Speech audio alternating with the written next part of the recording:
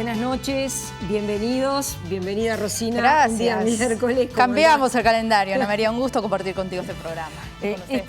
Esta noche que, bueno, en esta jornada después de la elección de domingo, Luis Lacalle Pou está armando su gabinete. Mientras tanto, la Corte Electoral continúa con el recuento de los votos observados. Sí, de a poco se van conociendo algunos nombres que aparentemente irían a ocupar el gabinete. En eso está Lacalle Pou. Hoy recibió a Talvi, al doctor Julio María Sanguinetti, también a Enciso, al doctor Jorge Larrañaga. En fin, una agenda intensa donde va a estar armando lo que va a ser el futuro gobierno.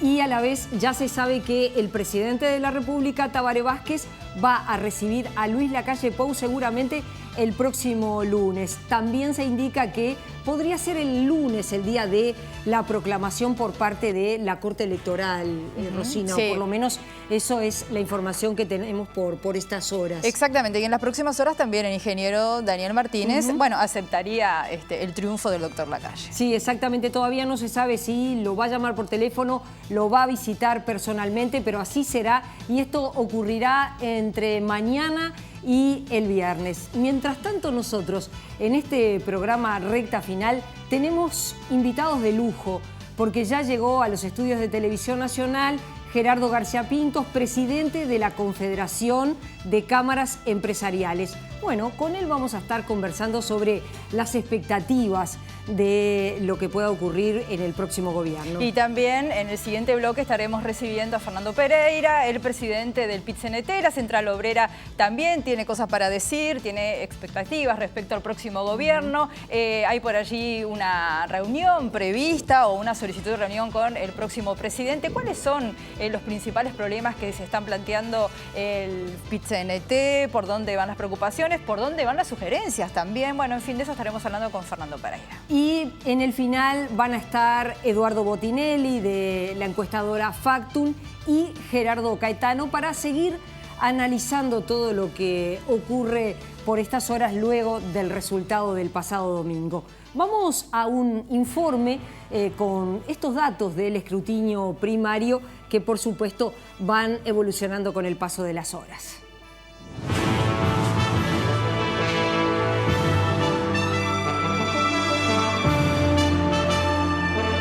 El resultado del balotaje del domingo pasado, entre la fórmula del Partido Nacional, Luis Lacalle Pou, Beatriz Argimón, y la del Frente Amplio, Daniel Martínez, Graciela Villar, fue tan ajustado que la proclamación del candidato más votado, Luis Lacalle Pou, no se realizó esa misma noche como es tradicional, sino que se realizará luego de que la Corte Electoral contabilice los votos observados.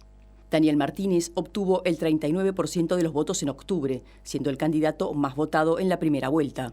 Y en el balotaje alcanzó el 47,51%, una cifra muy superior a la estimada por las encuestadoras, por lo que los resultados se vivieron como un festejo. A festejar esto que ha sido una gesta increíble.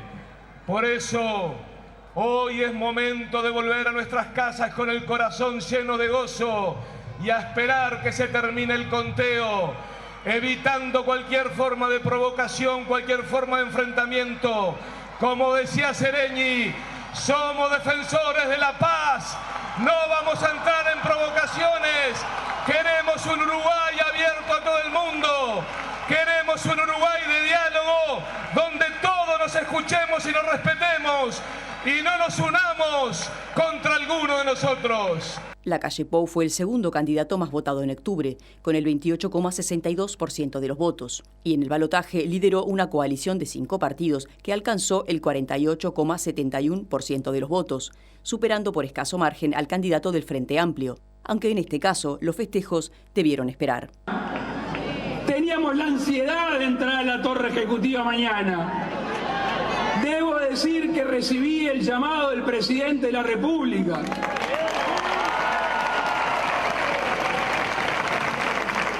Con el cual hemos tenido un sinnúmero de diferencias, pero siempre le hemos reconocido su republicanismo.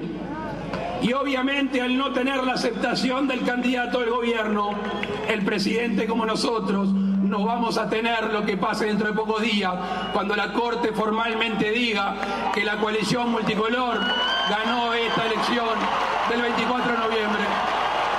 Los departamentos donde los partidos de la coalición retuvieron el mayor porcentaje de sus votantes de octubre fueron Montevideo y Canelones, donde perdieron entre el 3 y el 4% de los votos. Por el contrario, los departamentos donde la coalición tuvo menos capacidad de retener a sus votantes fueron Rivera, Durazno y Salto, donde perdieron entre el 9 y el 10% de los votos. En esos mismos departamentos fue donde el Frente Amplio obtuvo entre un 10 y un 11% más de votos en el balotaje que en las elecciones de octubre. Según el escrutinio primario, el 2,2% de los uruguayos decidieron anular su voto y solo el 1,5% votaron en blanco. Fue la menor cantidad de votos en blanco en la historia de los balotajes y la mayor cantidad de votos anulados.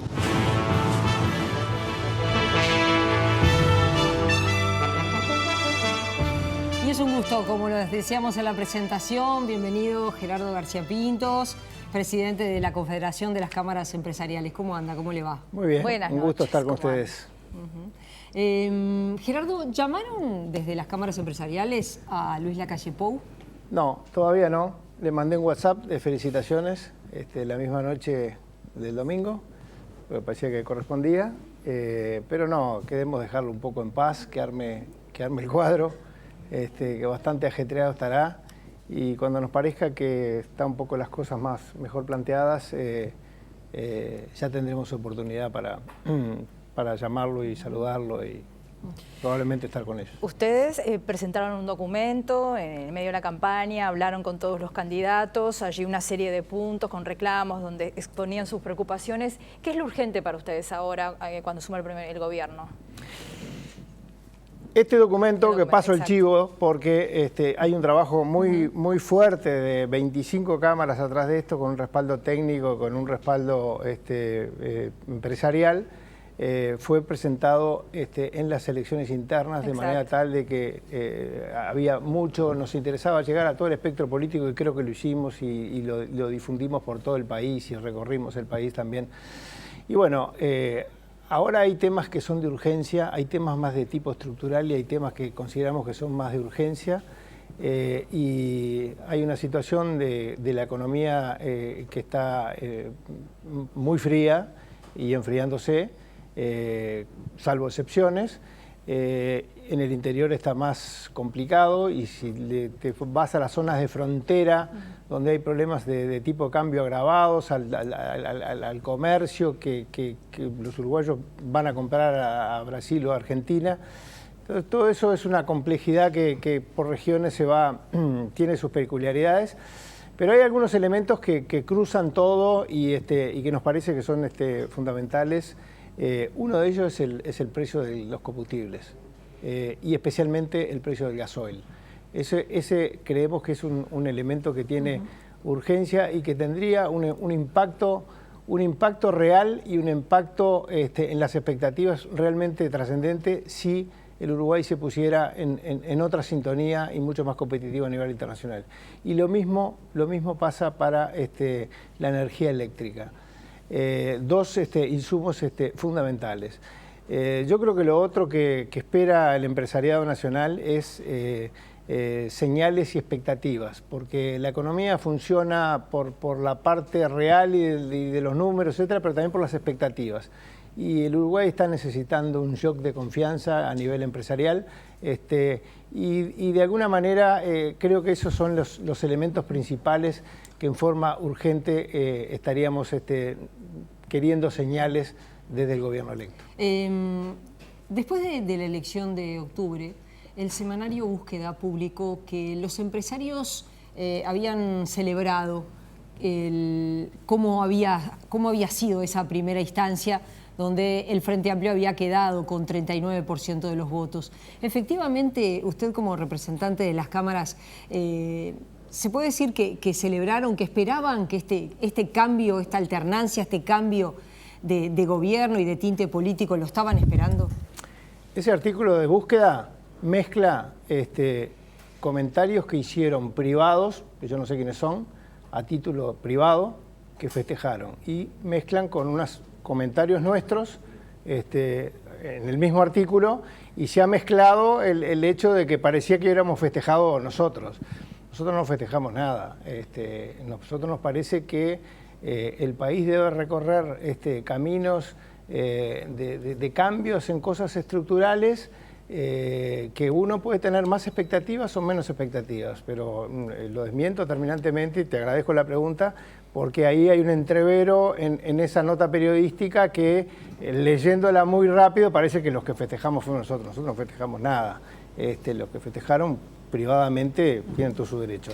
Pero sí, lo que nosotros vemos es que hay una expectativa de que lo que nosotros tenemos en este documento, pensamos que los partidos que integran la coalición multicolor, porque lo hemos hablado con ellos y porque los hemos escuchado y porque hemos estudiado sus documentos, tienen bastante sintonía con lo que nosotros pensamos de un Estado más moderado, de una economía que necesita competitividad, de una necesaria inserción internacional diferente a la que hemos tenido hasta ahora, que no quiere decir que todo esté mal, pero sí creemos que se necesitan acciones concretas para tratar, por ejemplo, de bajar aranceles que el país paga, que en definitiva es menos plata que circula en el país.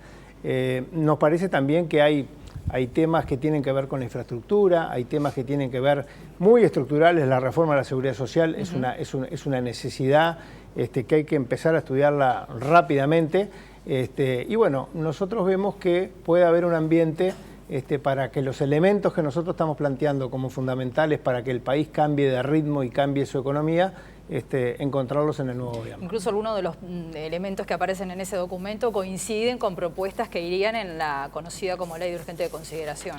No la conozco, la Ley de Urgente Algunos aspectos, ¿no? Sí, me imagino que sí, no la conozco ni me preocupa demasiado, porque suponemos que van a haber cosas que vayan en la dirección de las cosas que dijeron previamente a las elecciones que iban a hacer. Rápidamente pierde la credibilidad, que si a pocos meses de decir que van a hacer A, hacen Z, por lo cual nosotros esperamos que en la Ley de Urgente Consideración vayan cosas que sean prioritarias y que vayan en la dirección de lo que se está marcando. El otro elemento muy importante que nosotros le hacemos mucho hincapié es la necesaria reforma de la educación. Y nosotros estamos viendo señales que son positivas. Por ejemplo, Robert Silva en el Codicen, Robert Silva colaboró con nosotros en una época en un documento para las elecciones anteriores, en lo que fue la previa de EDUI 21, Pablo da Silveira también. Gerardo, pero ¿usted cree que se puede esperar que un gobierno que empieza en 2020 ya pueda retocar tarifas? Porque bueno, usted hablaba del gasoil, es decir, del combustible, hablaba de la energía eléctrica. ¿Tiene condiciones el gobierno que entra como para hacer eso? ¿Hay expectativa en los empresarios que eso pueda ocurrir? Nosotros somos conscientes que la economía, en la situación que va a recibir el nuevo gobierno, es complicadita. Sabemos que hay temas estructurales que hay que dar tiempo, seguridad social, educación, pero hay que empezar, hay que seguir haciendo cambios importantes, pero sí creemos que hay que poner mucho foco en esos insumos que son los insumos originarios básicos y que cruzan horizontalmente a todos los sectores, y que eso sería una ganancia de competitividad realmente importante. Entonces, nosotros lo que sí le estamos planteando desde ya públicamente al nuevo gobierno, que lo han dicho ellos mismos, es la importancia de tratar de tener en poco tiempo señales bien claras y significativas en elementos que hacen a la competitividad como el gasoil y la energía eléctrica. En ese sentido, ¿debería ir también el gobierno atendiendo los reclamos que se hicieron de parte de los empresarios ante la OIT? Por supuesto, por supuesto. Nosotros consideramos que lo que está planteado en la queja presentada por el sector empresarial hace como 10 años siguen vigentes. Bueno, ya los propios partidos que integran la nueva coalición de gobierno lo han dicho, que hay varios elementos de eso, para no entrar en tecnicismos, que se cambiarían. ¿Ustedes pretenden que haya cambios en la negociación colectiva? Nosotros nos gustaría que hubieran cambios y modernización de los consejos salarios. Nosotros no estamos planteando sacar los consejos salarios. ¿Qué es modernizar, Gerardo, para aclarar? Porque hay términos que a veces... Sí. Porque los consejos salarios son del año 40 y pico. Cualquiera que nos está viendo se imaginará que una cosa que fue diseñada en la década del 40, algún cambio tendrá que tener. Nosotros consideramos que hay temas que tienen que ver con la geografía de donde están las empresas, la ubicación geográfica en el país, los tamaños de las empresas, las ramas de las empresas. Hay una cantidad de elementos, no soy un especialista en esto, que sí consideramos que debieran ser analizados. Pero esto no es ir contra nadie ni contra nada. Nosotros creemos que en esta etapa hay que entrar en la etapa de inteligentemente el Uruguay y tendiendo puentes, ir logrando avances sin que nadie se sea violentado en una dirección de mantener la libertad de las personas, de darle condiciones para que funcionen las empresas y para que vivan las familias, y en una dirección de modernidad, sin ir y atentar contra nadie, pero en negociaciones y en debates y en análisis que nos pongan en una situación en el cual todos estemos más conformes del funcionamiento de las cosas. La recuperación salarial ha representado para los trabajadores uruguayos una mejora notoria en su calidad de vida. Hoy cuando miramos lo que pasa en Chile, por ejemplo, bueno, el gran problema de fondo es la desigualdad de aquellos que los beneficios, el crecimiento, la ñata contra el vidrio, como decía la canción. Entonces, en el Uruguay, de cualquier manera, hay 400.000 trabajadores que ganan en el entorno de los 20.000 pesos. Pero el crecimiento del salario ha sido algo muy, muy sentido por los trabajadores. Y eso es un tema muy delicado también, ¿no? Porque cuando usted dice cuestiones geográficas, ¿qué quiere decir? ¿Que un muchacho que trabaja en un supermercado en Flores va a ganar menos que un muchacho que trabaja en un supermercado en Montevideo? No, yo lo que digo es que las empresas, donde estén localizadas las empresas, ese tipo de cosas hay que considerarlas. Las empresas. No, a ver, yo me imagino un país, y esto es personal, en el cual el agronegocio es una locomotora brutal, el turismo es una locomotora brutal, la venta de servicios del país es una locomotora muy importante y brutal, y en el cual todo eso se hace con un crecimiento hacia el exterior, vendiendo bienes y servicios hacia el exterior. ¿Cómo vendes bienes y servicios al exterior hoy en la época que vivimos? Con calidad, con procesos que sean hechos con gente capacitada, educada, motivada y bien paga. ¿Pero no se está haciendo eso ahora, García Pintos? ¿Cree que no? Se está haciendo relativamente, ¿En qué sector, por ejemplo? En todos los sectores. ¿Pero en qué sector le parece que no se está haciendo? Es múltiple, sí. es múltiple. El Uruguay, es decir, vos te ponés en comparación los niveles de educación y de capacitación del Uruguay, que en una época era mucho más top, somos mucho menos top que antes, y los otros países avanzan, porque esto es relativo a cómo avanzan los otros países. Nosotros, en términos generales, que el Uruguay tiene una base social importante, otros han avanzado y lo que logran son procesos productivos que son más competitivos que nosotros. Entonces, nosotros hacia dónde creemos que debiéramos ir? Debiéramos ir hacia capacitar mejor nuestra gente, educar mejor nuestra gente. La educación de base, que el Uruguay ha tenido un deterioro, porque es un deterioro real y es un deterioro relativo a lo que hacen los demás países. Todo eso después repercute en las herramientas que tienen los muchachos, que luego no son muchachos, para defenderse en la vida. Nosotros, por supuesto, que lo que queremos es que a los uruguayos les vaya lo mejor posible y que ganen lo mejor posible, pero tiene que ser un equilibrio entre que eso le vaya a las empresas y las empresas puedan funcionar.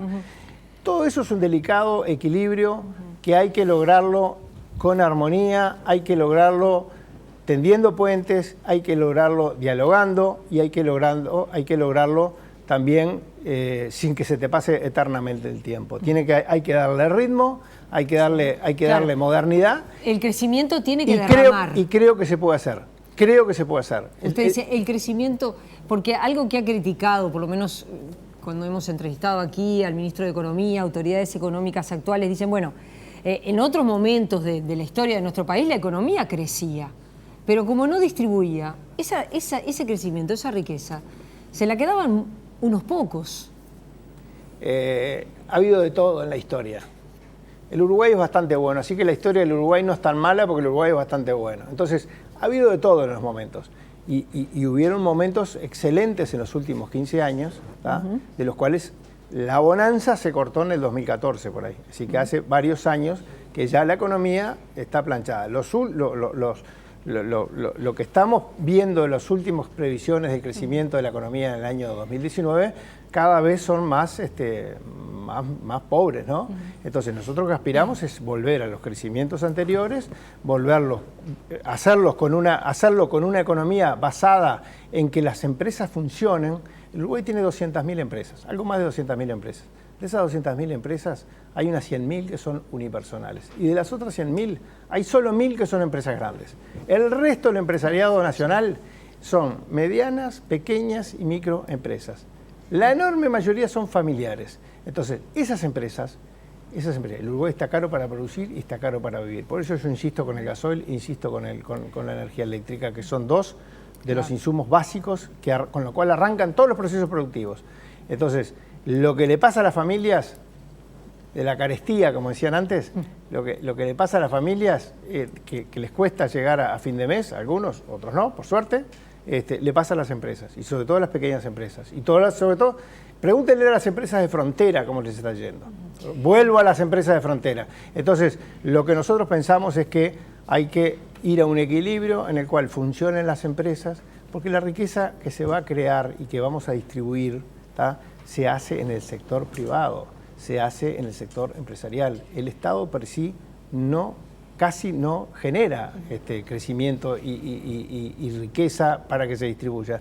Entonces hay que ir a un justo equilibrio, pero con un equilibrio que vaya rápido y que vaya en la dirección de que el funcionamiento haga que las empresas no sigan cayendo como están cayendo. Siguen habiendo noticias de empresas que siguen cayendo, las importantes se sabe, pero las pequeñas no se sabe y cierran todos los días. Gerardo, el dólar, porque bueno, en la Argentina pasó, ¿no? El cambio de gobierno representó un incremento notorio del dólar. En el Uruguay el dólar no se movió y ahí hay todo un debate donde los empresarios esperan la Unión de Exportadores espera un dólar más alto, aquellos que... Nosotros también.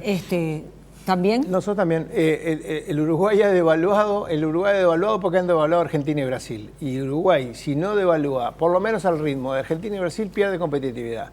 Y si pierde competitividad, por lo pronto van los uruguayos a comprar Argentina y Brasil. Y además de eso, se recrudece el contrabando. Y si se recrudece el contrabando, afecta el comercio interno del país, afecta a la economía. Entonces, también es un delicado equilibrio. En los últimos meses, el Banco Central ha intervenido bastante en el mercado para que el dólar suba menos de lo que ha subido. Bueno, eso debiera ir a un equilibrio que no soy especialista, no voy a opinar de eso, pero en los últimos años ha habido una transferencia muy importante de los sectores exportadores y los sectores transables a los no transables. Y eso es una realidad y esa es de las cosas que más ha afectado la viabilidad de las empresas y sobre todo la viabilidad de las exportaciones. ¿Cuánto tendría que estar el dólar para ustedes? No te voy a decir eso no porque no lo sé. Pero los economistas de las instituciones técnicas hablan que estábamos porque se ha movido el dólar. Hace unas semanas estábamos en el entorno entre un 20 y un 25% de atraso. ¿Usted cree que el próximo gobierno podrá plantearse un ahorro de 900 millones de dólares como ha planteado, sin tocar la educación, la seguridad, las políticas? Yo creo que sí, y yo le pediría más. Yo creo que sí, y también le pediría, no toques nada que afecte derechos de nadie. Sí atacá, por favor, todo lo que sea gordura innecesaria y gasto innecesario, que está lleno de gasto innecesario. Hay unos estudios del BID, que son a nivel de América, en el cual hablan del malgasto. Y el malgasto de Uruguay le hablaban en cifras mayores a los 900 millones de dólares que estaba planteado. Por lo cual, a mí me parece que es un buen objetivo plantearse ahorrar. Me parece un muy buen objetivo, cuidando los derechos adquiridos de quien pueda sentirse, pero esto es público. Hoy día todo se sabe. Si meten mano en cosas que dijeron que no iban a estar metiendo mano, y van a quedar pegados temprano. Creo que no. Yo tengo confianza que lo van a hacer y me gustaría que fueran a fondo, porque si el Uruguay hiciera esto y gastara mejor y gastara con más calidad, seguramente eso se derramaría en la economía. ¿Y sabes a quién le va a llegar más eso? A la gente de menor poder adquisitivo. Mire, hoy que usted recién mencionó ya 2 veces la seguridad social, en el reporte global de la OCDE, Pensiones de un Vistazo 2019, le confieso lo publica la prensa mexicana. La Organización para la Cooperación y Desarrollo Económico, OCDE, recomendó a escala mundial aumentar la edad de retiro, toda vez que es una medida clave para mejorar las finanzas de los sistemas de pensiones, al tiempo que puede servir para ofrecer mejores tasas de reemplazo a los trabajadores. Esto aparece publicado hoy, dice, al mismo tiempo, prolongar la vida laboral normalmente permite a las personas acumular derechos de pensión adicionales, aumentando los beneficios. Es una tendencia mundial. La gente vivimos más. Yo la vez pasada escuché una cifra que el Uruguay, que por año el Uruguay aumenta su promedio de vida 3 meses. Eso quiere decir que cada 4 años los uruguayos subimos 1 año el promedio de vida. Los chicos que hoy tienen 20 años, probablemente cuando lleguen a los 60, 60 y pico, su expectativa de vida va a ser 7, 8 años más de la que tenemos los que estamos hoy en los 60. Entonces, y la gente tiene mejor calidad de vida. Y la gente, ¿y cuál es el drama si alguien en libertad elige trabajar un tiempo más? Yo creo que de las cosas que hay que pensar para adelante es darle libertad a la gente, que exista la posibilidad de elegir.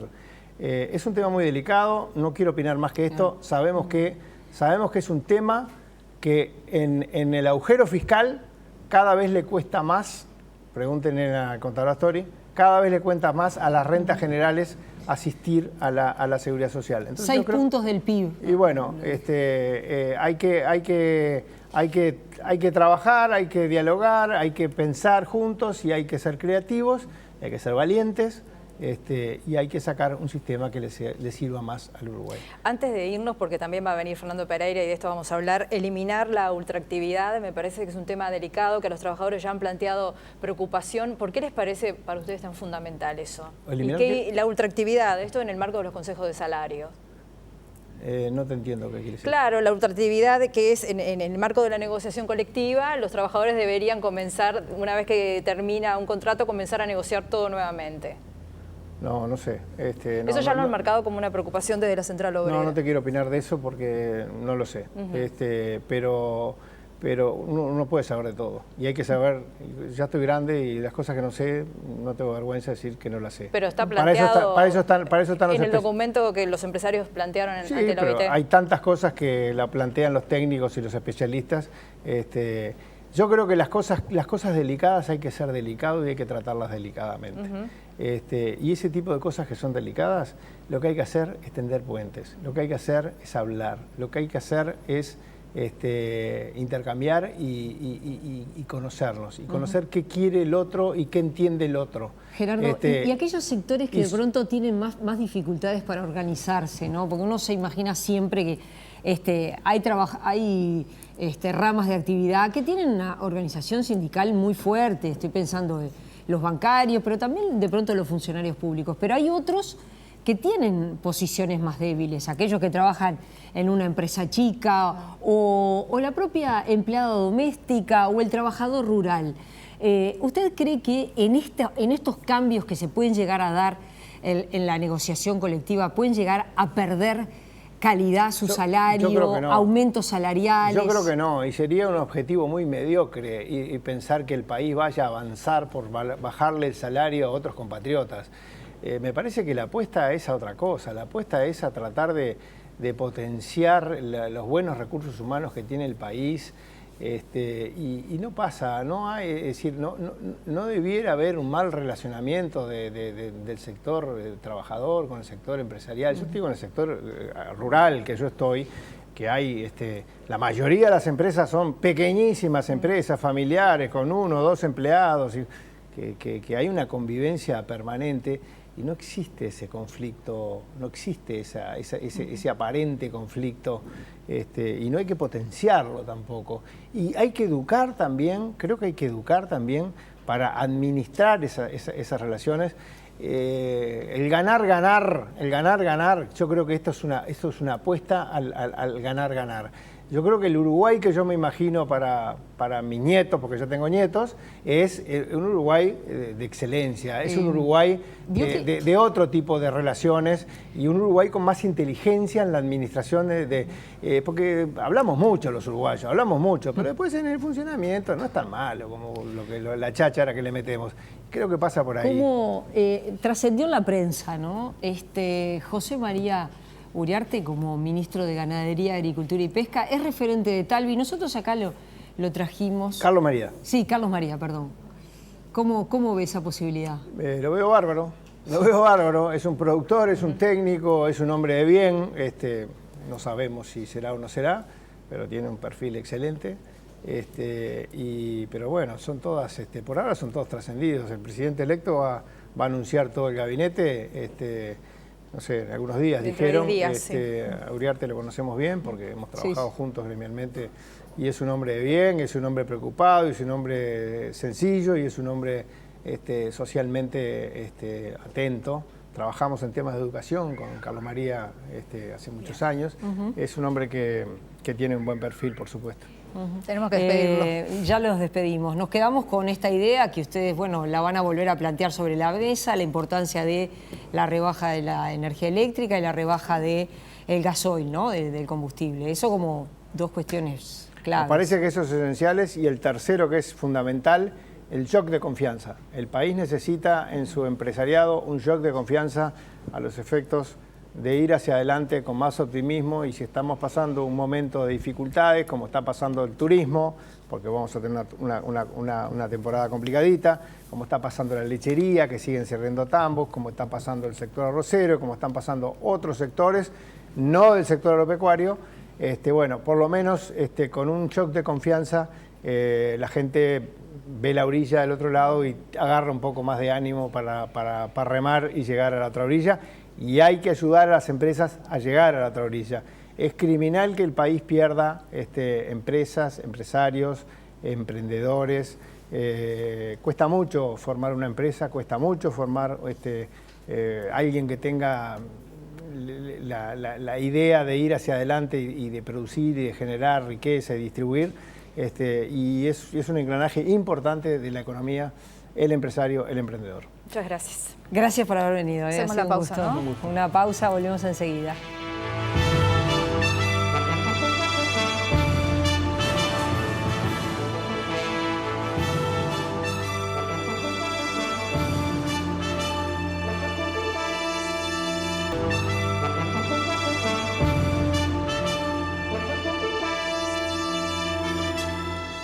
Y es un gusto ya tener en los estudios al presidente del PIT-CNT, Fernando Pereira. Bienvenido, un gusto recibirlo. Bienvenido, Fernando. Bueno, ¿te vas a reunir con la Calle Pau? ¿Tenés fecha ya? Sí, la organización, ¿no? El PIT-CNT. Sí.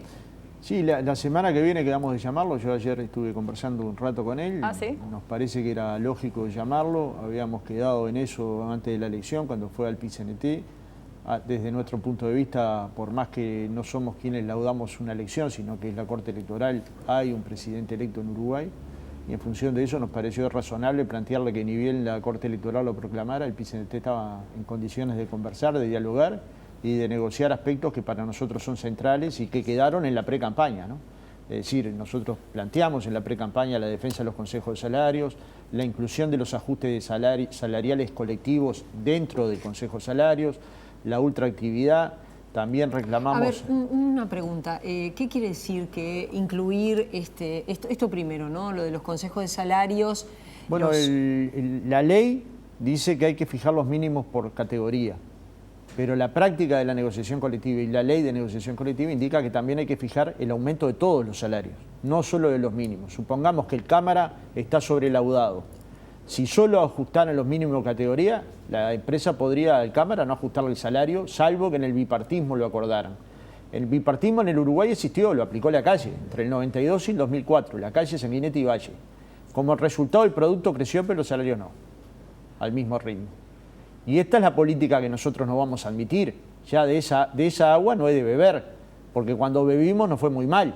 Entonces, cuando nos dicen va a haber cambios en la negociación colectiva porque hay que entender la realidad del interior. Yo diría a los trabajadores del interior esto: el ingreso promedio de hogares es 64.000 pesos. Pero si medís Montevideo, 72.000, y si medís el interior, 52.000. Al que gana 20.000 pesos más en su hogar, además le pedís que tenga una diferenciación negativa. ¿Y con qué cara se lo pedís? Cuando Sanguinetti dice, con total soltura, porque si hay alguien reaccionario en Uruguay es Sanguinetti, reaccionario inteligente, dice, se terminó, dice, que el PIT-CNT sea el locatario y los empresarios los visitantes. ¿Locatarios? 400.000 trabajadores ganando menos de 20.000 pesos. ¿Y él cómo haría para vivir con ese salario? ¿Se sentiría locatario en alguna empresa ganando 20.000 pesos? ¿Quién se siente locatario con tantos agujeros del cinturón ya perforados? Entonces, digamos, me parece que hay que tener prudencia. Una cosa es decir modernizar las relaciones laborales. Siempre modernizar parecería que es achicar, cuando en realidad el mundo progresivamente ha ido en la dirección, donde hay derecho, ¿no? Donde no hay. Paraguay va en la dirección de que nadie pague impuestos. Entonces acá nos dicen, lo mejor del mundo es invertir en Paraguay, porque es el reino de la joda. Nadie se va a poder jubilar, perdóname la expresión, pero es así.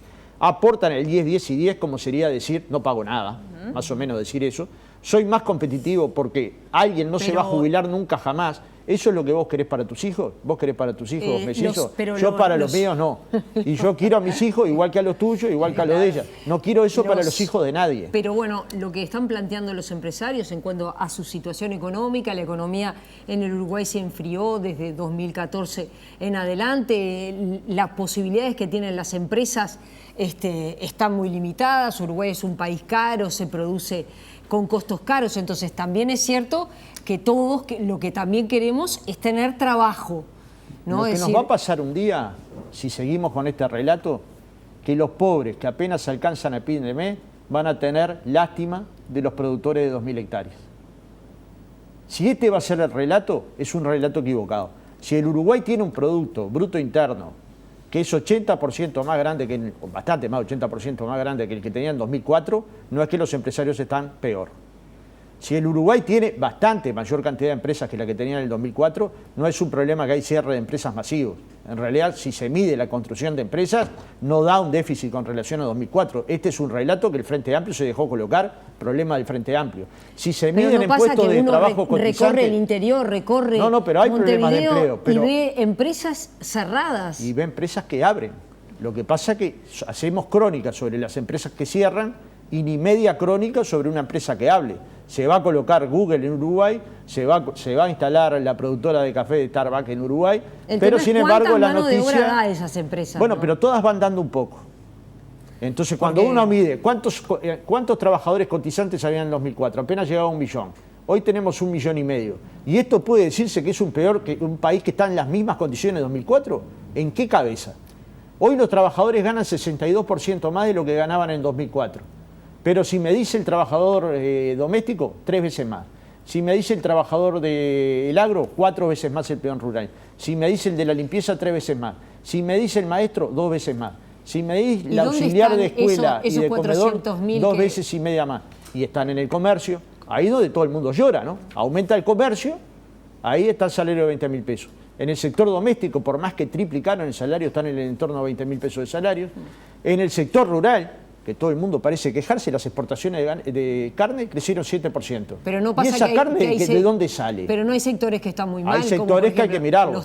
Los tambos, claro, ese sector hay que mirarlo con particularidad. La ganadería no, evidentemente que no. Pero, ¿no? Claro, pero en el medio lloran todos, ¿no? Fernando, no es que dicen, vamos a tener políticas sectoriales que favorezcan al sector lácteo, al sector del arroz y a los sectores que estén en crisis. No, en el barrio dicen políticas impositivas o el precio del dólar, aumenten el precio del dólar, como si esto no tuviera consecuencias sociales, sobre si después esto no impactara sobre los precios, sobre la inflación y sobre el valor del salario. Es decir, sálvenme a mí, el resto vamos a ver qué pasa. Entonces, algunas de estas políticas son retardatarias, ¿no? Fernando. Yo leí el programa de las empresas que acaban de decir. Y con ese programa, el Uruguay va a vivir una situación espantosa, donde en los sectores más débiles, Entonces, claro que tenían para festejar el resultado electoral, porque de eso nadie habla. La página de búsqueda, saludando el triunfo de la calle en la primera vuelta, no es que había la CIA investigándolos. Quiero decirle que Gerardo García Pintos dijo que eso no es verdad, que empresarios privados hayan celebrado, puede ser, pero las cámaras... ¿Usted dice que los periodistas de búsqueda mienten? Yo le digo que no. Yo digo que no. Yo digo que no. Cuando salen cosas que a mí no me gustan del PIT-CNT, puedo decir que no me gustan que haya salido. Lo que no puedo decir nunca es que mienten. Fernando, ¿me entienden? Sí, usted dice que celebraron. ¿Y no van a celebrar? Si sus programas se parecen. Entonces a ellos nadie les pide neutralidad. ¿Me entendés? Yo no soy neutral tampoco. A mí no me dio lo mismo el resultado, pero no era neutral el día anterior de la elección y no soy neutral el día posterior. Porque eso, digamos, es ser hipócrita con la sociedad. Y yo represento un movimiento sindical que no proviene de cualquier lado. Proviene del anarcosindicalismo, proviene del sindicalismo marxista, proviene del sindicalismo cristiano, del wilsonismo, de lo mejor del vallismo. Y eso, mire, llámele como le llame, a mí me da izquierda. ¿A usted cómo le da?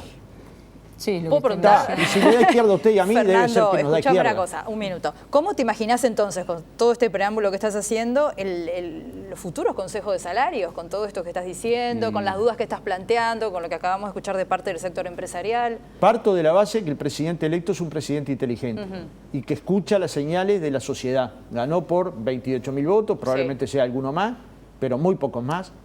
Y tiene que escuchar señales de la sociedad, también las del movimiento sindical. Entonces, supongo yo que las primeras conversaciones daremos nuestro punto de vista y llegaremos a algún mínimo común. Parto de la base que ya hemos tenido que negociar con la calle, con Sanguinetti y con Valle, pero también parto de la base que el sistema político ha cambiado, que el elenco de gobiernos ojalá sea un elenco nuevo, siempre algún dinosaurio aparece, he nombrado uno al principio, pero está. Es parte de la vida que tiene las posiciones más conservadoras, digamos. Pero la calle ha planteado el recorte de 900 millones sin afectar políticas sociales, sin afectar educación, seguridad.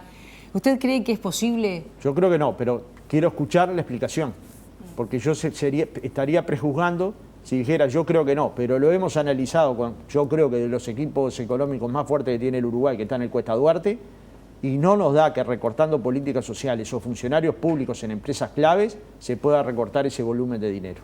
¿Ustedes creen que hay dinero a recortar dentro del Estado? Siempre puede haber. Lo que pasa es que estamos hablando de 900 millones y estamos hablando que se proponen crear nuevas oficinas públicas, con lo cual el recorte tiene que ser aún mayor.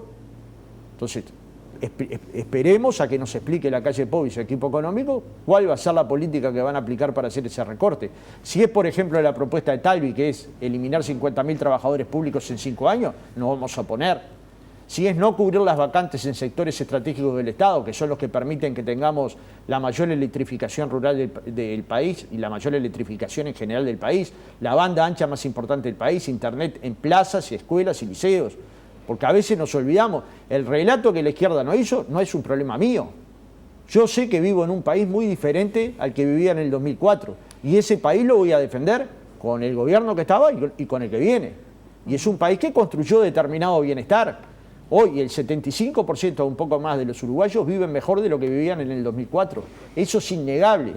Ojalá se hagan auditoría, porque vamos a ver la evolución que tuvo la pobreza en Uruguay, que pasó de 14 a 9%. Ahora, sin embargo, cuando la miramos por franja etaria, los niños menores de 6 años llegan a 17.8%. Y eso debe desgarrar a todo el sistema político. Pero a la izquierda y a la derecha, pero mucho más a la izquierda. Pero cuando los empresarios dicen, bueno, necesitamos un shock de optimismo porque está creciendo el pesimismo, porque la economía se viene cayendo, no se cae como es lo que pasa con Argentina, lo que pasó, pero... ¿Y en Paraguay? O en Paraguay, pero o en la Chile, economía uruguaya... La séptima maravilla del mundo, hasta hace pocos días no se acuerda que decían que era un país modelo, un país a copiar, que las exportaciones que Chile colocaba en el mundo con aranceles mucho menores a los uruguayos provocaban un shock expansivo de Chile. ¿Y Chile dónde está parado hoy? Y la autocrítica de los que elogiaban ese modelo, ¿dónde se paran? Y la violación a los derechos humanos que ha colocado Piñera, ¿nadie las discute? ¿Qué está pasando en Ecuador? ¿Qué pasa en Colombia? Las políticas neoliberales, tal cual dijo Stiglitz hace pocos días, han demostrado que la contención del gasto público y la rebaja salarial son un fracaso total en el mundo. Allí donde se aplican, fracasan. nosotros vamos a intentar de que en Uruguay no se apliquen. ¿Cómo lo van a intentar? ¿Prevés Y un año de la manera alta que sabemos, por más que diga Silva Valiente que no sé qué cosas tan terribles nos va a hacer, parece que va a violar todos los derechos humanos de aquí hasta el fin del mundo con la autorización de no se sabe quién. Y en el Uruguay nadie dice que hay que procesar a un hombre que amenaza de ese tipo a la sociedad civil. Ustedes siguen sindicales hace 30 años, ¿cuándo me vieron a mí en una actitud violenta? No, para nada. ¿Cuándo vieron al PCNT en una actitud violenta? Y tenemos que recibir amenazas de alguien que es de un centro militar que se supone que es la voz social de las Fuerzas Armadas. Y el sistema político esto no lo va a rechazar de plano, en pleno. Por suerte escuché a Mieres y algunos más, al Frente Amplio. Ojalá que salga el presidente electo a decirlo. Es inadmisible que esto suceda en Uruguay. Mucho más en un país donde una elección se laudó por 1.20 y en un momento los consultores de facto andaban empatados en 48.2 y en este país no sucedió ningún problema institucional. Todo el mundo se fue a su casa, todo el mundo lloró, festejó, celebró, hizo lo que quiso en su intimidad sin generar ningún problema social. Y esta es la casa común que todos tenemos que cuidar. ¿Es que no vamos a tener diferencias políticas? Sí, muchas. Pero en una democracia se tienen. Administrarlas es el tema. Si piensan que va a haber un movimiento sindical que no luche, están totalmente equivocados. Si Fernando, piensan que va a haber un movimiento sindical que va a hacer conflictos porque sí, están totalmente equivocados. El Frente Amplio cae fundamentalmente en el interior del país y el relato está establecido que la seguridad, por supuesto que es un problema, pero que en realidad la gente económicamente no está bien, que no está bien, que los trabajadores no están bien. Y eso se refleja en lo que pasó en octubre.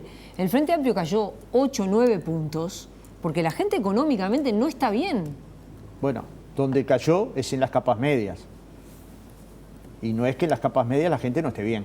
Perdóneme, ahí hay una queja por la carga impositiva. También hay varios barrios de la periferia que perdió votos. Pero estamos hablando de los trabajadores o del interior urbano, ¿verdad? Sí, bueno, pero también eso es importante. El Frente Amplio no, pero yo pienso que el Frente Amplio debería leer hoy yo no puedo opinar por el Frente Amplio, porque además no me corresponde, ni quiero, ni lo deseo. Pero usted no cree que la economía pero le jugó en contra al Frente Amplio. Leí hoy lo que escribió Oscar Botinelli, una entrevista en M24 que después es publicada creo que en Montevideo Portal, y da una cantidad de pistas. Pero comparada, yo te digo, con los resultados que tuvo el gobierno del Frente Amplio, no debió haber nunca perdido una elección nacional. Que la gente esté pasando mal en Uruguay en relación a qué periodo, ¿a los 90? No. ¿Al 2000? No. ¿A qué momento está pasando? ¿En relación a qué momento? El ingreso promedio per cápita es el más alto de América Latina. Es verdad que en el promedio se ahogan los enanos, y es verdad que se perdieron 50.000 puestos de trabajo, pero en una década y media que se crearon 300.000. Y estos 300.000, el Frente Amplio los dejó olvidar. No es mi problema, es un problema que lo tiene que analizar el Frente Amplio. Usted dice, ahora, vamos a ver, tenemos una central sindical de 400.000 trabajadores, teníamos una central de 100.000 trabajadores, teníamos 1 millón de afiliados al BPS, tenemos 1,5 millones de afiliados al BPS. En la salud tenías que atenderte con la tarjeta de pobre y no había gasas, ni medicamentos, ni nada. Y hoy tenés hospitales de primera línea. El que compara 2004 con el ahora es un mago. Puede ser el mago Daniel, pero en la realidad, ni numérica, ni social, eso no quiere decir que no haya ciudadanos, incluso compañeros míos, que no tengan problemas de empleo. Yo voy al interior todo el tiempo, sé dónde están las dificultades. Si se pierden puestos de trabajo en Juan Lacase, 300, no es lo mismo que si se pierden los 110 que se perdieron ahora en Bimbo. Me explico, en Montevideo. Son situaciones diferentes y hemos prestado atención al tema y hay que pensar. Pero el año que viene, mire lo que va a pasar en Uruguay. Y esto es tener responsabilidad. Se va a instalar UPM y eso van a ser 6.000 puestos de trabajo, entre 5 y 6.000. Luego de terminada la planta deja 10.000 puestos de trabajo. ¿Se logrará que todo sea mano de obra nacional y 75%. No eso está fijado por ley y créame que lo vamos a hacer respetar. ¿Van a hablar de eso con la calle Pou? No, él lo sabe, es una ley, UPM lo sabe, lo hemos discutido 100 veces y si no lo entienden bien, lo van a entender por la forma que tiene el movimiento de hacer entender estas cosas, ¿no? Porque no es que las cosas nos han salido gratis. Por un lado hubo mucha movilización sindical, este fue el movimiento sindical de toda América Latina que más medidas le hizo un gobierno de izquierda, pero también de centro y de derecha de toda América Latina. O sea, la independencia se demuestra en la cancha. En cierta manera, esa frase célebre de Héctor Rodríguez, ¿no?, que decía, el conflicto más duro no es el que más duro suena, sino el que más gente convoca. Y ustedes han visto miles de trabajadores tratando de construir la ley de responsabilidad penal, la ley de empleo para personas con discapacidad, cosas que de repente no afectaban a los sindicatos más grandes, sino a los sindicatos pequeños. peleando en la OIT para que Uruguay votara el convenio 189, ratificado en el Uruguay, el primer país en el mundo que ratificó el convenio doméstico. Entonces, vamos, el relato de que en el Uruguay está todo mal es un relato para infantil. El Uruguay va a encontrar cosas muy positivas. Por ejemplo, hay 300 obras de participación pública-privada, algunas vinculadas a los CAIF y otras a la educación preescolar, que van a construir puestos de trabajo en la construcción, pero además van a construir oportunidades para la educación pública uruguaya. Entonces, digamos, no es que queda un país deshecho que alguien lo va a agarrar. Vio que Richard Reed, que primero sonó que podía ir al Ministerio de Trabajo, Ojalá, pero ojalá. bueno, pero él lo descartó, dijo Sí, que consultaría me llamó, sí. si lo llamó a usted, hablaron. Claro, yo hablo siempre. INEFOP. Parto de la base de que las diferencias sindicales internas es parte de la democracia interna. No me imagino un disidente de Manini opinando públicamente. Conmigo discrepan todos los días, o Valeria Ripoll, o José López, o Richard Reed, o el que tenga ganas. El que se levante con ganas de discrepar, discrepa, porque así funcionan las organizaciones democráticas. Y lo mismo le pasa a Talvi en el Partido Colorado, le discrepa a Bordaberry, aquello, lo mismo le pasa a la Calle Pou en el Partido Nacional. Difícilmente encontremos esas discrepancias en Cabildo Abierto, con lo cual yo colocaría por lo menos unas antenas paradas, ¿no? No para prejuzgar, pero podría ser un libro de 300 páginas de las cosas antidemocráticas que se han dicho. La conformación de un escuadrón de la... son todas episódicas, ¿no? O todas anécdotas, pero tantas anécdotas. La conformación de un escuadrón de la muerte, un video amenazando de muerte a 3 personas del Frente Amplio, ¿Me parece 12 bien que le den el presidentes. Ministerio de Vivienda, por ejemplo, como trascendió, o Salud Pública a Y Cabildo yo Abierto? no soy el gobierno, pero además no me corresponde opinar. Pero en el gabinete van a estar, o sea que... Pero está hablando de Cabildo Abierto, por eso le Sí, pregunto. hablo porque me preocupa, pero me imagino que me preocupa a mí y a la sociedad completa, o a la mayor parte de la sociedad. ¿Y Richard Reed tiene alguna posibilidad de entrar a Él INEFOP? me negó todo ofrecimiento en el Ministerio de Trabajo. Y si lo ofrecieran a INEFOP, él planteó hoy públicamente en Canal 12 que consultaría al PIT-CNT. ¿Qué cosa mejor le puede pasar al PIT-CNT? Que coloquen a alguien que fue de sus filas dentro del INEFOP. Y ojalá le hubieran ofrecido al ministerio, porque a mí me decían, no, porque ustedes que tienen diferencia, alguien que conoce las relaciones laborales como Richard Reed dentro del Ministerio de Trabajo, a mí, por lo menos, me hubiera contentado, digamos, a mí me hubiera dejado muy conforme. Usted, pero no Fernando, sucedió. que viene de la rama de la educación, ¿cómo ve el próximo año con los anuncios que uno ha visto, además en las medidas que se piensan tomar en materia educativa? ¿Lo prevé conflictivo? ¿Le preocupa? Hay que siempre esperar, digamos, la esperanza, como los conflictos no son pronósticos. Sí. Se basan en decisiones que toma el otro. Nadie inventa un conflicto para hacerse de contar el sueldo, ¿no? Nadie es tan torpe, perdónenme la expresión, pero nadie es tan torpe. Parto de la base de que quien va a ser nombrado presidente del CODICEN, Robert Silva, es un hombre que conoce la educación, que nos conoce personalmente a los dirigentes de la educación y que va a tener una herramienta para dialogar con los sindicatos. Y en general, cuando se dialoga, se pueden llegar a acuerdos. Es una persona que yo respeto y que, bueno, ojo, por lo que parecería va a ir a dar al CODICEN, que tiene autonomía del Ministerio de Educación y Cultura. Exacto. Y esa autonomía viene de la época de Varela, así que yo supongo que la van a preservar. Y si es de esa autonomía y de ese diálogo sale una construcción educativa, bárbaro. Lo que nadie puede pensar es cambiar la educación sin la participación de las maestras, las profesoras, las auxiliares, porque no se cambia nada sin la participación de los actores. ¿A quién se le puede ocurrir cambiar una cocina sin el chef, sin la opinión del cocinero, sin el jefe de cocina? Finalmente la idea es mantener a los docentes en el gobierno de la educación. No era lo que quería el Partido Nacional, pero bueno, en el acuerdo multicolor... ¿Usted conoce alguna cosa que se haya trabado por la representación docente en la educación? Una sola cosa. Una. Yo no conozco. O sea, eso sí es prejuicio del Partido Nacional. Ni una sola decisión de gobierno fue trabada por un consejero electo por los trabajadores. Entonces, cuando se toman decisiones de ese tipo, o se intentan tomar, son prejuiciosas.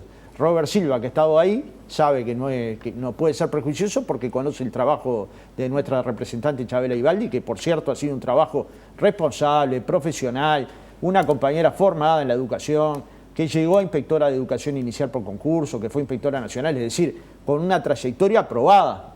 Estos son los compañeros que están representando a los trabajadores dentro de la educación, no son improvisados. Se trata es una de buena colocar, señal para ustedes, para Robert mí, Silva en la excelente, presidencia del CODICEN. Sí, sí, es una muy buena señal. Bien. Lo he conversado con Teresita González, que fue presidenta de primaria, y que fíjese, Cuando nos dicen que el movimiento sindical tiene que ser responsable, en el año 2002, cuando surgió la crisis, no solo estaba AEU negociando la crisis financiera y protegiendo a los ahorristas que por políticas de AEU, también de Echeverri, se salvaron, o buena parte de ellos se salvaron, sino que al mismo tiempo estábamos tratando de que entraran auxiliares a las escuelas porque sabíamos que teníamos que contener la alimentación de los niños dentro de los locales escolares. Y así se trabajó con Echeverri y con Teresita González para lograr que estos auxiliares estuvieran adentro y que la alimentación escolar fuera la suficiente. Y así se repartieron canastas dentro de las escuelas. Es decir, cuando plantean responsabilidad tuvimos en el movimiento sindical en el 2002. El presidente argentino se tuvo que ir en el helicóptero. El presidente uruguayo le entregó a Tabaré Vázquez la banda presidencial. Y eso no es porque no luchamos, luchamos con responsabilidad. ¿Qué le van a pedir a la calle en la reunión? Bueno, vamos a ver qué nos va a pedir, porque parto de la base de que él fue electo presidente. Nosotros somos electos para el movimiento sindical ya hace algún tiempo. Lo que nosotros vamos a defender, la calle Pou lo tiene claro.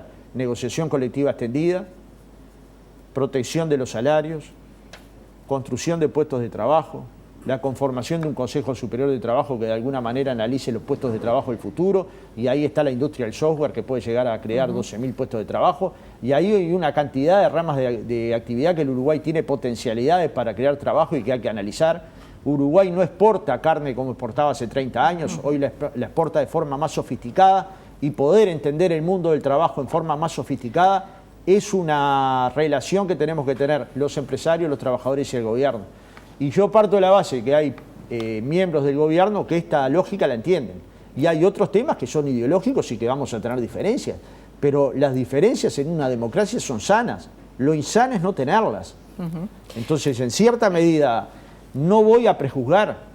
Parto de la base de que tuvo un apoyo popular importante. Las dos fórmulas obtuvieron más de 1.100.000 votos, ¿no? Con lo cual, digamos, tenemos un país que va a tener que dialogar partido con partido, tenemos partidos políticos que van a tener que analizar su actuación en el pasado y en el futuro, y tenemos una organización sindical que tiene que construir sus propios desafíos. Y uno de sus desafíos no puede perder de vista defender a los más débiles. Bien. Y entre los más débiles, los niños que están por debajo de la línea de la pobreza. Y ahí hay que poner dinero, hay que poner amor, hay que poner construcción colectiva, hay que poner comunidad. Y eso yo pienso que puede ser una política consensuada por toda la sociedad. Un minuto porque nos tenemos que ir. Le preguntaba al ingeniero García Pinto sobre la ultraactividad famosa. Quiero ir a eso, Fernando, porque ustedes lo están señalando como una preocupación también y hay una decisión prácticamente tomada, ¿no? Lo que pasa es que uno dice ultraactividad y parece que estuviera hablando de ultratón. Y estos son los derechos que conquistaron los trabajadores en los convenios anteriores. Para ser gráfico, ticket de alimentación, canasta de útiles escolares, canasta de alimentos a fin de año, un medio aguinaldo más, un salario vacacional implicaría más. Volver a negociar todo. Y bueno, entonces el primer conflicto que tenés sería como construir una fábrica de conflictos. Como si el gobierno decidiera, me voy a construir una fábrica de conflictos. Cada vez que se negocie voy a empezar de cero. Bueno, nadie en el mundo comete esta torpeza y yo creo que la calle no la va a cometer. ¿Le van a pedir que elimine esa medida entonces? Y sí, como por ejemplo nos hacen hablar de las ocupaciones como si este fuera el problema más importante de Uruguay. Y usted junta a los 80 empresarios más importantes de Uruguay. ¿Usted vio alguna vez un campo ocupado?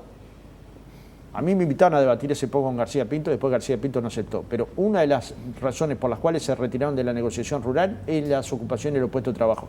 ¿Y usted alguna vez pudo cubrir un campo ocupado en Uruguay? Yo no pude verlo nunca. Me gustaría verlo como experiencia incluso. 12 empresas fueron ocupadas en el año de mayor negociación colectiva del Uruguay en 100.000 empresas que no son unipersonales. O sea que para encontrar una empresa ocupada usted tiene que llenar de empresarios todo el Parque Viera.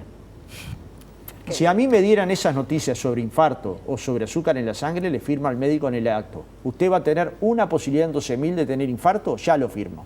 ¿Me entiende? Entonces a veces nos hacen discutir, esta es la posverdad, es el relato equivocado, es hacernos perder el tiempo en discusiones que no son valiosas cuando tenemos discusiones valiosas, que son la formación profesional para el nuevo mundo del trabajo, el nuevo mundo del trabajo que el Uruguay tiene que asumir porque ya se está dando, las transformaciones del conocimiento y poder tener direcciones sindicales que estén y empresariales que estén a la altura de este desafío. Bien. Porque los puestos de trabajo no van a ser magia.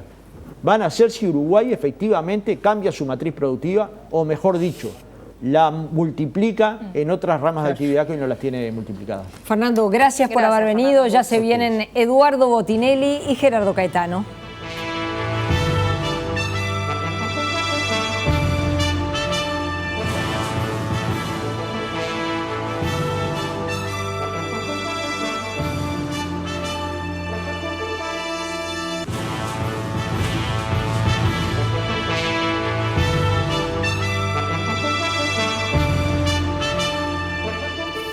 Y bueno, es un gusto. Bueno, lo primero que es un gusto es ver detrás de cámaras a Gerardo García Pintos y a Fernando Pereira estar conversando. Y nosotros acá al aire con Eduardo Botinelli y Gerardo Caetano. ¿Cómo andan? ¿Cómo andan? Bienvenidos. Eduardo, hoy la última noche. Cierran Factum. No cierra. No, cierra Factum la presencia en Televisión Nacional. Está dando alarma. No, cierra la presencia. Cerramos el ciclo de este año Sí. de Factum en Televisión Nacional, en Radio Uruguay, en los próximos días. Así que, bueno, sí, es el último. Un gusto, en realidad fue muy cómodo trabajar acá, así que veremos. Muy bien. Y ustedes recuperan, digamos, el programa la semana que viene. Sí, exactamente. Sí, pero lo vamos a invitar porque nos va a extrañar. Sí, exactamente. Una relación entrañable. Ya no habrá más recta final y volveremos los miércoles a las 20 con Plan País, ¿verdad? Vamos a seguir hasta diciembre.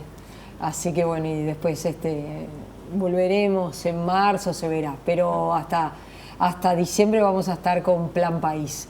Resultados, está trabajando la Corte Electoral en el escrutinio de los votos observados, ya se ha avanzado en bastantes departamentos.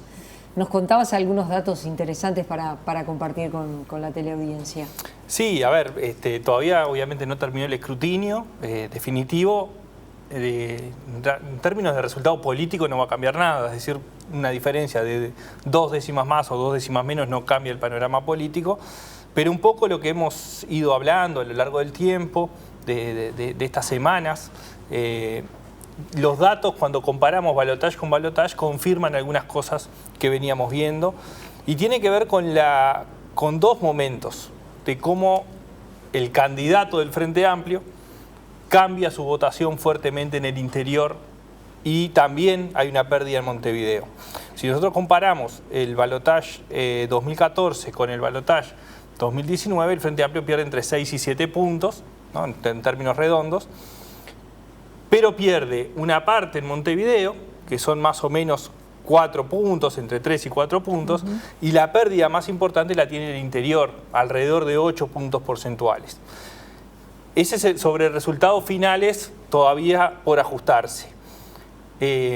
Cuando nosotros miramos la última encuesta con la estimación de voto, y lo que veníamos viendo, también cómo votó en la primera vuelta el Frente Amplio, vemos que la recuperación más grande se dio en el interior. Es decir, venía con una votación aún más distante con respecto a 2019 y sobre el final logró achicar en esa parte del país, la gran parte del país, la mayor parte del país, ¿no? Y lo otro que observamos es una recuperación de votos en la edad fundamentalmente entre los 33 y los 47 años, que es un corte generacional que hacemos, y que no es menor, que es un corte generacional que está muy vinculado a la salida de la dictadura o a la dictadura. Creo que ese es uno de los puntos que se han analizado en este tiempo sobre los factores que pueden haber influido. Claro, pensando en el video de Manini Ríos, pensando en esos mensajes, ¿no? Es decir, que efectivamente hay una reacción en ese sector, que además después hay otros elementos, ¿no? Es decir, bueno, es el interior, es en las clases más bajas, es donde el Frente Amplio también cargó una parte de sus tintas del voto a voto, donde Mujica estuvo recorriendo fuertemente, es decir, bueno, buscando algunos elementos para explicar cómo llegamos a esta situación. Bien. Gerardo. Bueno, hay ciertos perfiles que se vienen confirmando. Desde hacía muchos meses, desde prácticamente el inicio de la campaña, se planteaba algo bastante obvio, que surgía de una observación confirmada por los estudios, pero que el Frente Amplio se jugaba la elección en el interior del país. y que allí iba a estar su desafío mayor.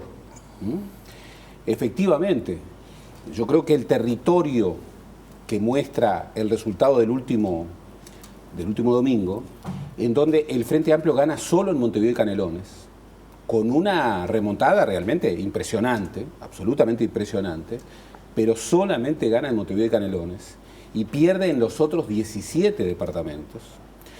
Resulta muy contrastante con los dos balotajes anteriores, en donde en el 2009, en el balotaje entre Mujica y la calle Herrera, el Frente había ganado en 8 departamentos.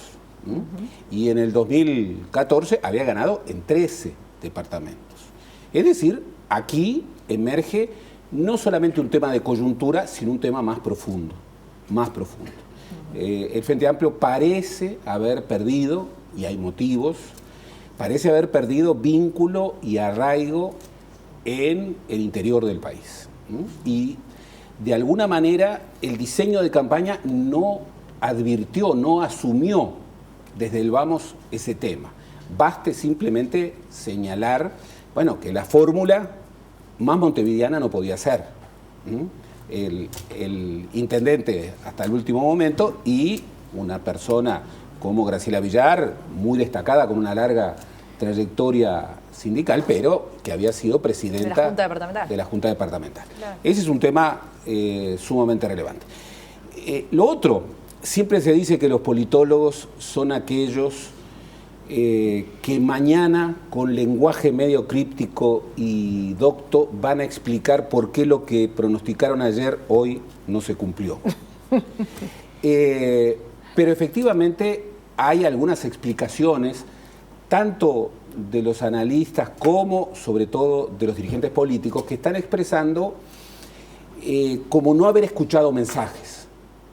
Por ejemplo, no ayuda, en modo alguno, creo que es todo lo contrario, decir que la votación, el incremento de la votación del Frente Amplio el domingo, es una anécdota que la semana que viene... Eso lo dijo el doctor Julio María Sanguinetti. Exactamente, no ayuda, no ayuda.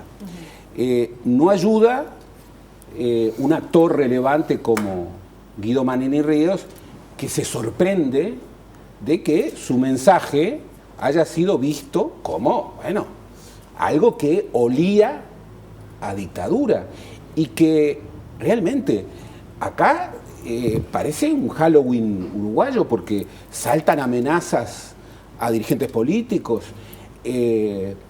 Tenemos el presidente del Centro Militar que reivindica el monopolio de la violencia para las Fuerzas Armadas, lo cual es un error gigantesco. El Estado, no el gobierno, y mucho menos las Fuerzas Armadas, el Estado en una democracia tiene el monopolio de la violencia legítima. Y esto es una condición fundamental de la democracia. Pero abrogarse, adjudicarse a las Fuerzas Armadas este hecho, es decir, han ocurrido muchas cosas que realmente generan preocupación, no son inventos, generan preocupación y generan preocupación democrática. ¿Cómo vieron a Luis Lacalle Pou, tanto en su discurso la noche del domingo, como lo que ha sido estos días? Y también algunos nombres que ya están prácticamente confirmados, ¿no? Recién lo hablábamos, por ejemplo, para presidir el Codicen, Robert Silva, digo para... Si me permitís. El discurso del domingo fue muy cauto y muy bueno. Yo rescato una frase que me parece fundamental. No podemos cambiar el gobierno de medio país por un gobierno para el otro medio país. Bien, yo creo que ahí está recogiendo la señal fundamental del resultado del domingo. Acá lo peor que podría ocurrir de cualquier lugar es instalar una grieta entre Montevideo y Canelones con el interior del país, una grieta entre el Frente Amplio y el resto, una grieta entre ellos y nosotros bajo cualquier fórmula. Entonces yo lo vi positivamente. En cuanto a los nombramientos, bueno, por ahora hay pocos, pero ya que este ha trascendido y ha trascendido fuertemente, yo coincido prácticamente con Fernando Pereira, pero coincido con la mayoría de quienes se han expresado. Conozco a Robert Silva, creo que es una muy buena designación, Es una designación de un hombre que conoce el tema, es una designación de alguien que estuvo en el Codicen, elegido por los docentes. ¿Recuerdas cuando se manejaba que iba a estar? Y yo aquí, sin noticias, decía, no creo que Robert Silva acepte eso. No lo aceptó, obviamente no lo aceptó, porque hubiera sido un profundo error. Claro, voy a decir, sacar a los docentes del gobierno de la educación. O darles solamente voz pero no voto. Claro. Comprarse un problema. Yo creo que Lacalle Pou es un hombre inteligente y creo que no va a arrancar un periodo que obviamente es un periodo difícil por múltiples circunstancias, cometiendo errores de principiante. No es un principiante y ha consolidado en una campaña difícil un liderazgo. Sí, creo que además logra un equilibrio. También dentro de la coalición había diferencias sustantivas sobre cómo encarar el tema de la educación. Y creo que lo que está buscando es también un equilibrio sobre cómo encarar justamente ese tema, que era uno de los que producía algunas diferencias importantes de fondo en la coalición. Del discurso de Lacalle coincido con que fue un muy buen discurso. Creo que hay dos mensajes, que es uno, el de escuchar, además, no solamente el de no dividir, sino el de escuchar el mensaje de las urnas. Y el otro es que separó claramente a Daniel Martínez del Frente Amplio y de Vázquez, ¿no? Es decir, la actitud de Martínez, es decir, pasó factura a Daniel Martínez y no al resto, ¿no? Creo que ahí hay un tema que una relación que parecía bastante amigable entre el debate con alguna salida o alguna salida de tono y lo último del no reconocimiento en la noche. Creo que ha resquebrajado un poco la relación personal que tenía. Tenemos que hacer una pausa, ¿no? Dale. La hacemos y volvemos enseguida.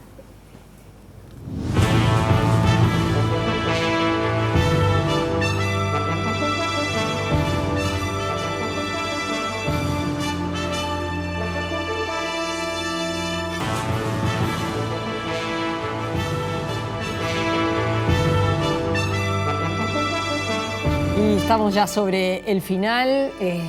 Bueno, esta semana, estos días han transcurrido con actores de gobierno que han ido reconociendo. Hoy lo hizo Lucia Topolansky, ya señalando, ¿no?, que empieza la transición.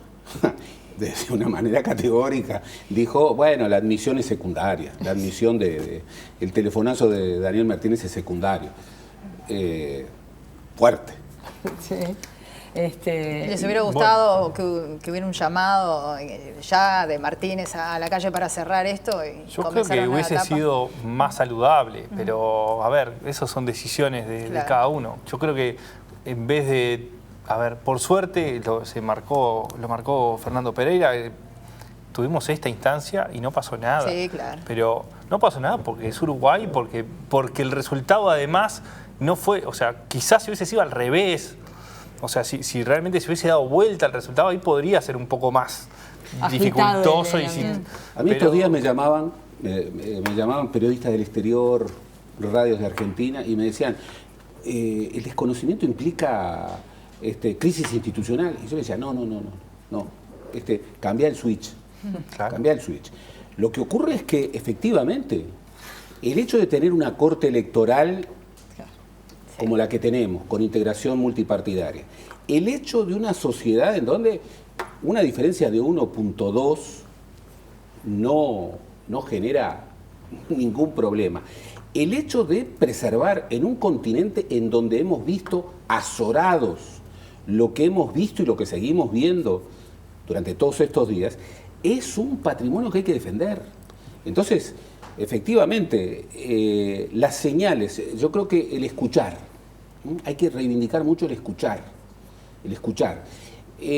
Daniel Martínez perfectamente pudo entender que, bueno, no era correcto admitir. Pero hay algo que debió haber hecho.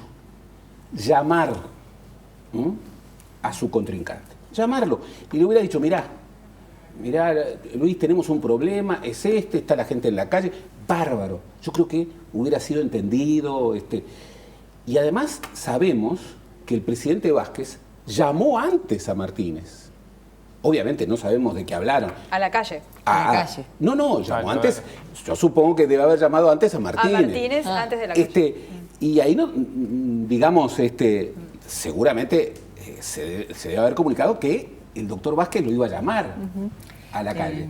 Todo esto genera una cuestión que no es buena. Y ojo, hay que ponerse en los zapatos de alguien que termina una campaña y demás. Pero una llamada, retomar un poco ese clima de tolerancia y empezar a hacer algo que, insisto, va a ser una de las claves. Tender puentes entre esos dos bloques políticos que obviamente se necesitan uno a otro. Por estas horas, de cualquier manera, creo que la gran tarea que tiene la calle es en 10 días conformar gobierno, formar el gabinete. Yo creo que tiene muchos pedidos, muchas demandas, ¿verdad? Van desfilando por Boulevard Artigas, no van a saludarlo, van a pedirle lugares. Yo tuve tantos votos. Claro. Yo tuve tantos votos. ¿Qué lugar me va a tocar en el gabinete? ¿Dónde va a estar mi gente? Por ejemplo, ahora Montevideo Portal estaba manejando que Alem García planteó a Juan Sartori como canciller. Pero perdón, ¿eso en la parte cómica? Bueno, no era en la parte cómica. Lo que digo es que el que está sonando efectivamente es Ernesto Talvi, ¿verdad? Para ocupar la Cancillería, ¿no? Así que bueno, nombres van a circular muchísimos. Ya están circulando lo muchísimos. Lo más saludable para un gobierno siempre cuando empiezan a circular nombres es tratar de definir lo antes posible para evitar el manoseo de nombres, para que no se le dificulte también la negociación. Porque muchas ambiciones. Este manejo de nombres tiene también una parte de presión desde quien larga los nombres. Es decir, es el reclamo de los lugares. Exacto. Y eso también al presidente electo le genera una dificultad en las negociaciones. Es una coalición que tiene 5 partidos. Van a estar todos representados. Eso lo ha dicho. Sí, y hay trascendidos que preocupan.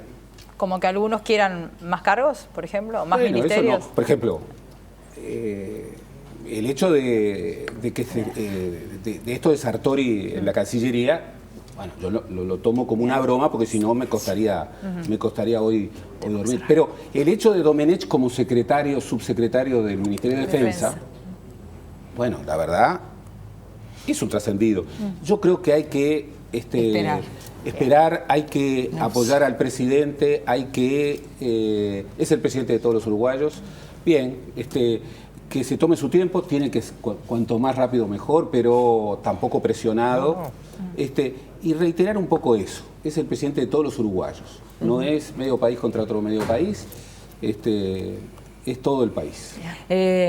Bueno, gracias a los tres. Eduardo el miércoles que viene no va a estar, lo vamos a estar invitando. Ha sido un gusto la co-conducción con Rosina. Lo mismo digo, un placer. De Radio Uruguay. Y bueno, contarles que Plan País vuelve el miércoles que viene a las 20. Gracias a todos y a todas por habernos acompañado. Ha sido un gusto. Y mañana Lucía Topolansky, en recta final. Sí, exactamente. Mañana en recta final, estuviste bien en acordarte. Lucía Topolansky va a estar con nuestro colega Fernando Blanco, así que en recta final también. Recta final que dura hasta el viernes, Gerardo. Y después ya volvemos a la presunta normalidad. Gracias. Que pasen bien. Buenas noches.